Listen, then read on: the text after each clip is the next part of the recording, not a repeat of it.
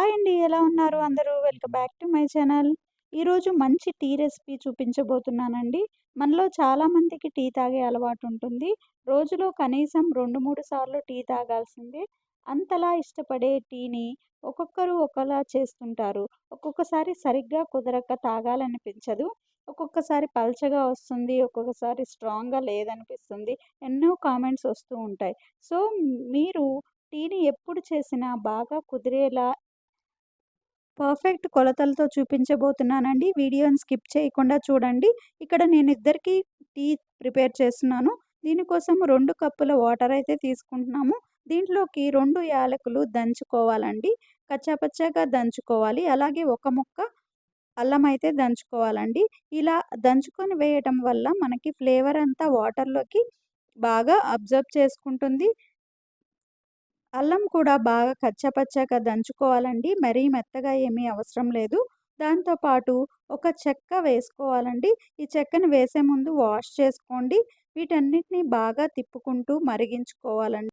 Water బాగా boil అయిన తర్వాత 2 స్పూన్స్ టీ పౌడర్ వేసుకుంటున్నామండి. ఎక్కువ స్ట్రాంగ్‌గా కావాలి అనుకుంటే ఇంకొక హాఫ్ స్పూన్ అయితే వేసుకోవచ్చండి. నేను మరీ ఎక్కువ స్ట్రాంగ్ అయితే తాగను. దాంతో పాటు 2 స్పూన్లు షుగర్ అయితే వేసుకుంటున్నానండి. ఇది మనకి మీడియంగా సరిపోతుంది. స్వీట్‌నెస్ అయితే. కొద్దిగా ఎక్కువ కావాలంటే ఇంకొక హాఫ్ స్పూన్ వేసుకొని బాగా ఈ విధంగా మరిగించుకోవాలండి. ఆ టీ పౌడర్‌లో ఉన్న ఫ్లేవర్ అంతా బాగా మరగాలనమాట. చూడండి ఇట్లా డికాషన్ లాగా వచ్చినప్పుడు మనం మిల్క్ పోసుకుంటే చాలా టేస్టీగా వస్తాయి టీ అనేవి. నేను ఒక కప్పు ఇక్కడ నేను తీసుకున్న పాలు కాచి చల్లార్చిన పాలండి. అవి కూడా చిక్కటి పాలు తీసుకున్నాను. మీరు ప్యాకెట్ పాలు తీసుకుంటే 1 కప్పు మిల్క్ అయితే తీసుకోండి.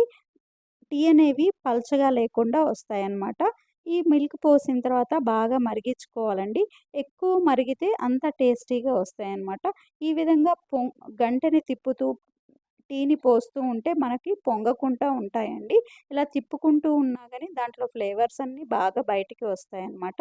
బాగా తెర్లిన తర్వాత ఒక 5 మినిట్స్ మీడియం ఫ్లేమ్‌లో పెట్టుకొని తెర్లించుకున్న తర్వాత మనము ఈ టీని వడకట్టుకోవాలండి. చాలా స్ట్రాంగ్‌గా ఉంటాయండి టీ. టేస్టీగా కూడా ఉంటాయి. ఇలా మనం ఈ ప్రాసెస్‌లో ఎంతమందికైనా ఎన్ని సార్లు చేసినా కుదురుతుందండి. మీరు టీ లవర్స్ అయితే ఇలా ట్రై చేసి చూడండి. తప్పకుండా నచ్చుతుంది. అలాగే ట్రై చేశాక మీకు ఎలా కుదిరిందనేది కామెంట్‌లో షేర్ చేయటం మర్చిపోకండి.